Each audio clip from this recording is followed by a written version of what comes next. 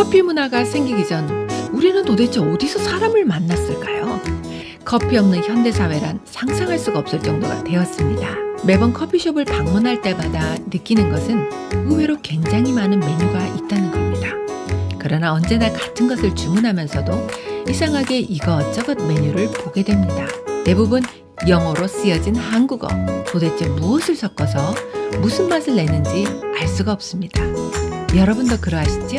우리가 이전에 간단히 커피와 관련된 몇 개의 단어를 배우기는 했었는데 오늘부터 몇 회에 걸쳐서 카페의 메뉴를 분석해가면서 영어를 배워보고자 합니다. 요즘 커피값 인상 기사가 나오던데요. 오늘은 착한 가격으로 사랑받는 메가커피로 함께 가보시겠습니다. 양쌤 영성 메가 간판의 앞 단어부터 시작할까요? 메가는 그리스어로 보통 이상으로 큰 거대한 것 의미합니다. 지난 시간에 배운 이탈리아어 그란데보다는 영어의 그랜드와 가까울 것 같습니다. 우리 주변에서 볼 수 있는 단어로 설명해 볼까요? 고고! 메가박스라는 간판에서 이곳이 영화를 보는 곳이라고 느끼실 수 있나요? 요즘 상업시설의 트렌드가 한 장소에서 종합적인 체험을 하도록 하는 경향이 있습니다. 제가 이렇게 표현을 해서 그렇지 쉽게 말하면 한 번 잡은 손님 아주 뽕을 다 빼서 이걸 보겠다는 거죠. 여기서 먹고 놀고 보고 즐기고 돈 다 쓰고 그러니까 머니를 많이 쓰면서 말이죠. 뒤에 단어 박스는 종이상자 생각나게 하죠. 자연스럽게 영화관이라는 네모난 건물의 박스, 공간이 떠올려집니다. 여기에 메가라는 아주 크다라는 의미를 넣으면 위에서 제가 말씀드린 것처럼 별거 다 있는 넓고 큰 장소를 의미하게 됩니다. 자, 또 예를 들어볼까요? 마이크폰. 자, 이 단어 들어보신 적 당근 있으시죠? 메가폰 바로 이거죠. 확성기입니다. 단어 분석합니다. 마이크폰. 뒤에 단어 폰, 우리가 핸드폰 편에서 소리라고 간단히 배웠었습니다. 그럼 메가폰은 아주 큰 소리, 딩동댕. 그래서 확성기죠. 또 컴퓨터 관련해서 들을 수 있는 단어가 있어요.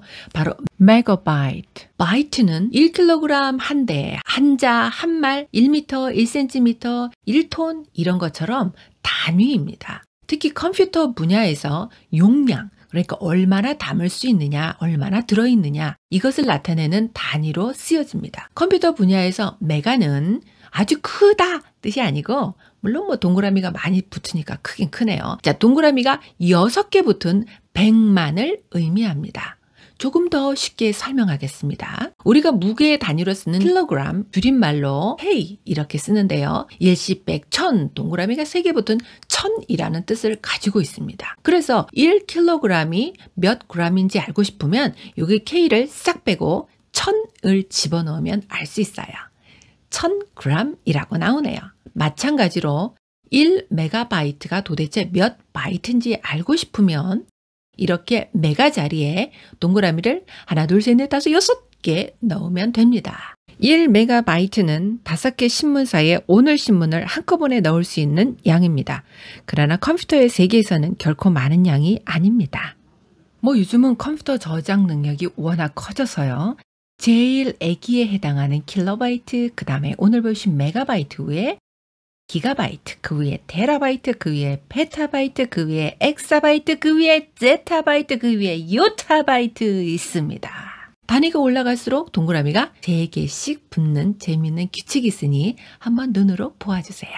그리고 라디오 방송을 듣게 되면 메가헤르츠라고 들으실 수 있는데 뭔지는 몰라도 메가가 들어갔으니까 100만이라는 동그라미 6개 달린 이 단위와 관련이 있다는 걸 눈치를 채실 수 있어요. 뒤에 나오는 헤르츠는 독일의 물리학자 이름인데요. 이 단위를 처음으로 만든 사람이죠.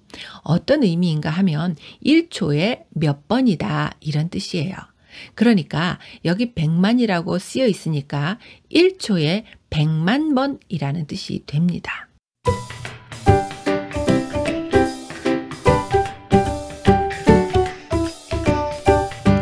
자, 다시 카페로 돌아와서 이야기합니다. 메가의 의미대로 다시 한번 익숙한 영어 크다는 뜻을 가진 big이라는 단어를 넣어주었네요.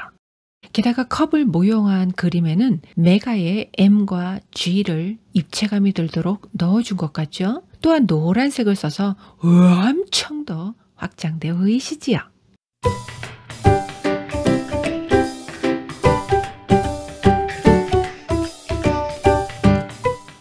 take out, take out, take out. 매장에서 직접 주문을 해서 매장에서 마시지 않고 가지고 가는 것. 한국에서는 take out이라고 합니다.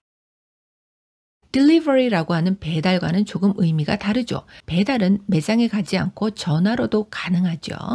한국에서는 take out, 영국에서는 take away. 그래서 제가 살던 뉴질랜드에서도 take away로 익숙합니다. 미국에선 뭐라고 할까요? to go라고 표현한다고 합니다. 단어 분석할까요? nap, take, 잡다, out, 밖으로. 이 두 개가 합쳐져서 커피를 잡았어 밖으로 나가는 거. 금방 필이 오시죠? 네, take out. 별다방은 take out 할 때 자기 텀블러를 가져오면 할인을 해준다고 합니다. 자, 국립국어원에서는 통컵이라고 번역을 했는데요. 자, 이렇게 보온병같이 생긴 이런 컵 우리는 텀블러라고 부르지요. 여러분이 잘 아시는 반찬을 담아놓는 용기 회사 락앤락과 또 스타벅스에서는 To Go 텀블러라는 캠페인을 했다고 합니다. 커피를 사가지고 갈 때는 일회용 컵이 아닌 자기 텀블러, 자기 용기에 사가지고 가자 이런 운동입니다. 텀블러라는 이름은 텀블에서 왔는데요. 텀블은 굴러가다 넘어지다, 심지어는 빙그르르 도는 공중제비의 뜻을 가지고 있습니다. 인터넷에서 찾은 어원으로 제가 쉽게 설명을 해드리겠습니다. 옛날에는 물이나 술 그리고 기름과 같은 액체는 어떻게 들고 다녔을까요? 동양화에서는 도자기나 박으로 만들었을 것 같은 도구들을 볼 수 있는데 그 훨씬 이전에는 어땠을까요? 포도주를 보관했던 동물의 내장이나 가죽, 그리고 소량이라면 동물의 뿔도 좋은 이동용 그릇이 되었을 겁니다.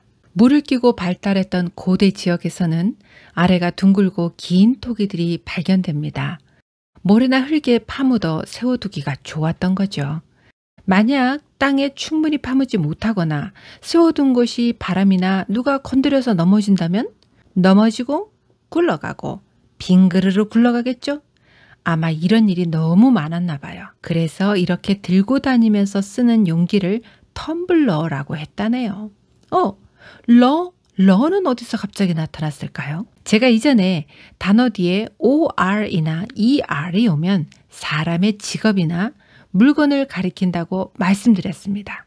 다시 정리하면 넘어가고 굴러가고 빙그르 도는 물건 됩니다.